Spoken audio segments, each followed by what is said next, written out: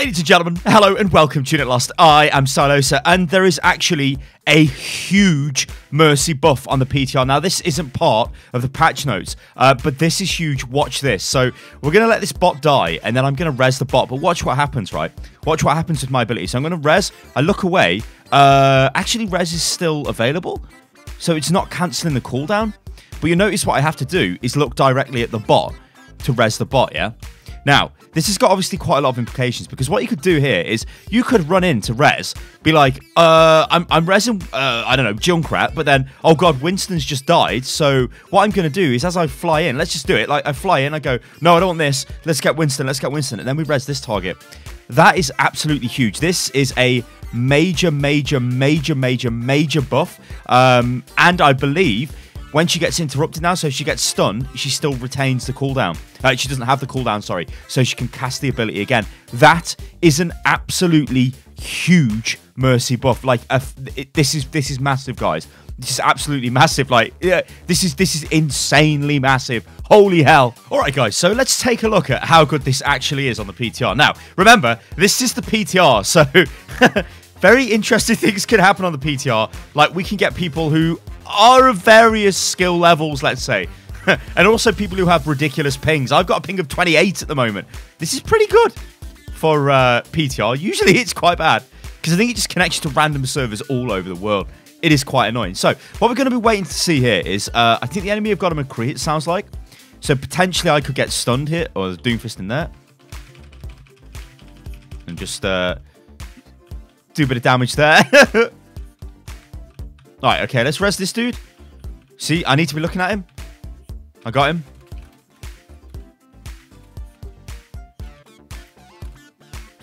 I need somebody to jump to. God, do damage, Moira, do damage. Yeah. Yes, Moira, yes.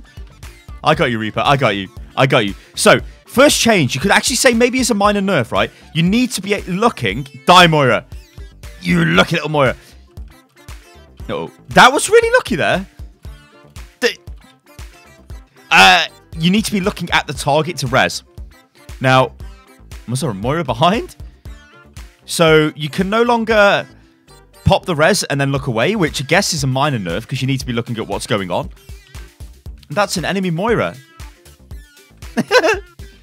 God, Tracer, kill the Moira. What are you doing?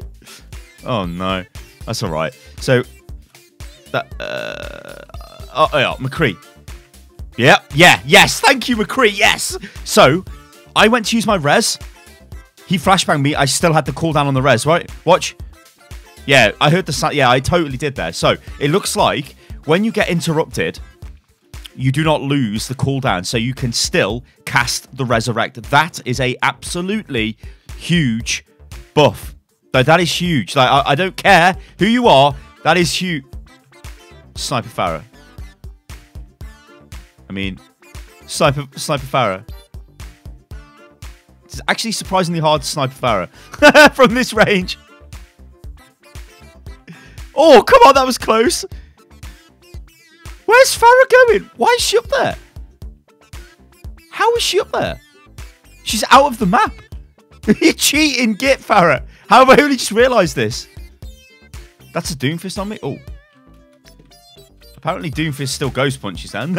Anyway, that's Mercy. Huge buff, guys. Huge buff.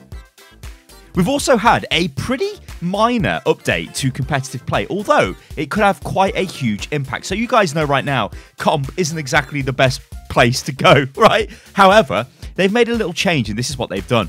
Competitive play. Made improvements to matchmaking that will decrease the range of skill rating between players on the same team.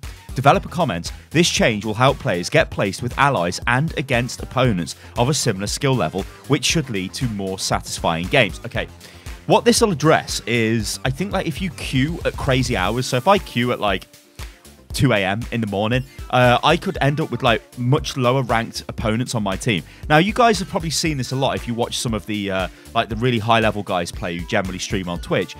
They will play at like ridiculous hours, and they'll be in like, I don't know, a double or a triple stack or whatever, and they're going against like platinum players and just destroying them. That's not great, so this will help. But what it should mean for us is we get more sort of balanced games. Now, I guess if you typically play the game during prime time, it's probably going to be okay anyway, because I've noticed on my accounts, if I play on prime time, it probably takes between 2 and 4 minutes to find a game, and everybody's got the same rank icon. There's no like, you know, this guy's like, I don't know, platinum, and then we've got like a gold and then a master and a GM. It doesn't work like that. So these are good changes and steps in the right direction. However, I want to talk about competitive play, and I want to talk about the pros right now, because there is some rather interesting things which are possibly happening. Now, there is a pro player summit which has happened for Overwatch League. Now, this happened yesterday, and I believe it was on the day before as well. Now, apparently, as a result of this, players, Overwatch League players, these are players who are essentially hired by Blizzard. The contracts with their teams are essentially with Blizzard, I believe. So Blizzard does have a degree of control over these players. They've been given some restrictions when it comes to, well, playing competitive. Now, this is very interesting. So what we believe they are, now none of this has been confirmed just yet. None of the players will confirm this. Most likely they've signed NDAs, which means they can't actually talk about this. But we believe it's something like this. Overwatch League players cannot queue with more than one other Overwatch League player. Now, you guys remember Sinatra, the guy who gets paid $150,000 to play for San Francisco Shock. He would triple stack quite a lot and basically just abuse the ladder, really. Now, okay, he's not abusing the ladder as such because he's just a ridiculously good player, and he would play with people like Unco and other players like that who are also ridiculously good players.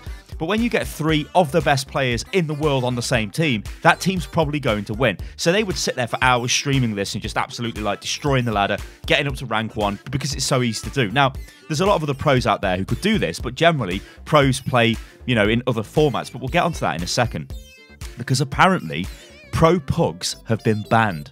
Now, you know that video I put out on the channel where I showed you a competitive pug where the pros, it was a pro plays sort of pilot video I put out. What happens in that is groups of pro players get together, make a custom game, and play the game against each other. Now, Blizzard are not saying you can't do that, because that's a scrim, yeah, and teams and players will do that. But what they're saying you can't do is sort of stream this. I think that's what's going on right now. This is a problem because pros were really getting into this, and it was actually creating a really good practice environment for those players. And obviously, it gave me good content for my YouTube channel. We all got to see that, and that was awesome. But they're stopping this. Now, why are they doing that, if this is true? And I believe it is, because there's a lot of silence around this. Like, if it wasn't true, somebody would have just come out and said, oh, no, that's complete crap. They haven't said that, though. So let's think of it this way, right? Think of it logically.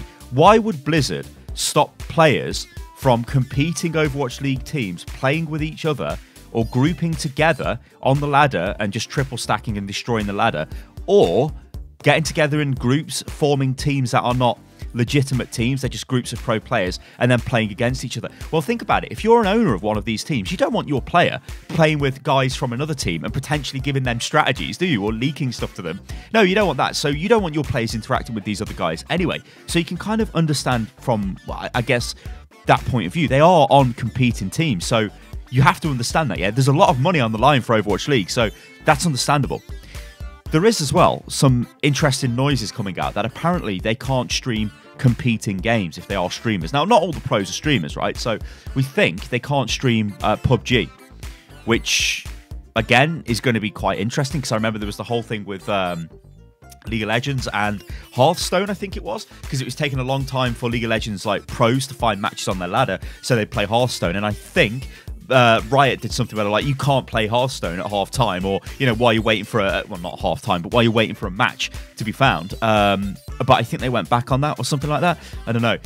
Also as well, if you compare them to professional athletes, they're probably friends with each other outside of the game. Like, you know, Wayne Rooney, who's a football player, probably knows Lionel Messi, right? But they don't get together and go, hey, this is what our team's doing and that's what this team's doing. They're not friendly on that level. They're not playing football with each other, whereas they kind of are in Overwatch, the players are. So it's a very touchy situation. But what do you guys think about that in the comments below? Like, do you think this could be the precursor to a potential competitive overhaul? Because if you've watched the Path to Pro video where Nate Nanzer, who is the commissioner of the Overwatch League, is like, oh yeah, play on ladder, rise up through the ranks, then go into Open Division, then go into Contenders, then go to Overwatch League.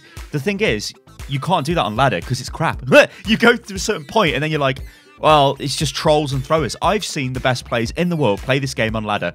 lose comprehensively because they've got a Torbjorn troll at some insane SR. Why is that happening, right? So they don't want to play on the ladder, so they get together in pro pugs, which have now apparently been banned by Blizzard, or they can't stream them, which then means that if they want to keep their streams going, they've got to play on the ladder, and they can't group with more than one other Overwatch League player, because then that means they would be abusing the ladder because they're the best players and it would look not great and they would just destroy the ladder.